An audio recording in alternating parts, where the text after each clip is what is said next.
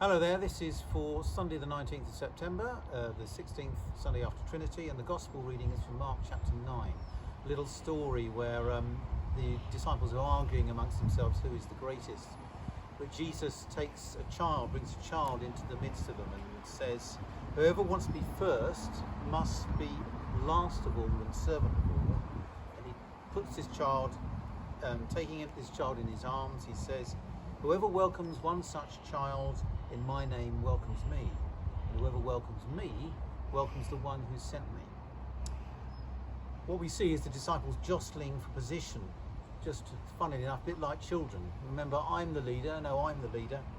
Ironic then that Jesus takes a little child. In the world of that time, children had no power and no significance. Their only importance really was that they were a reflection of their families and their continuation of the family and the line and the tribe.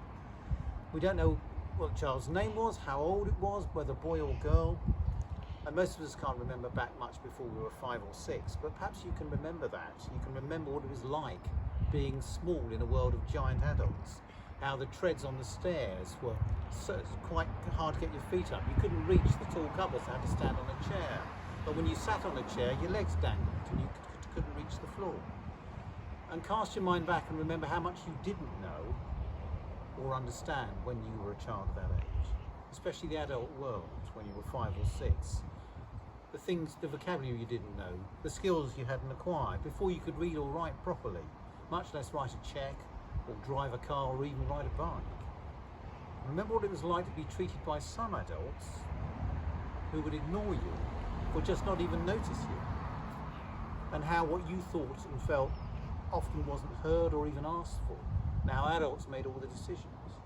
Whether they meant to or not, whether we mean to or not, we adults can often send out a message that might and size and greatness are all that really matter. The great always control the small and always should.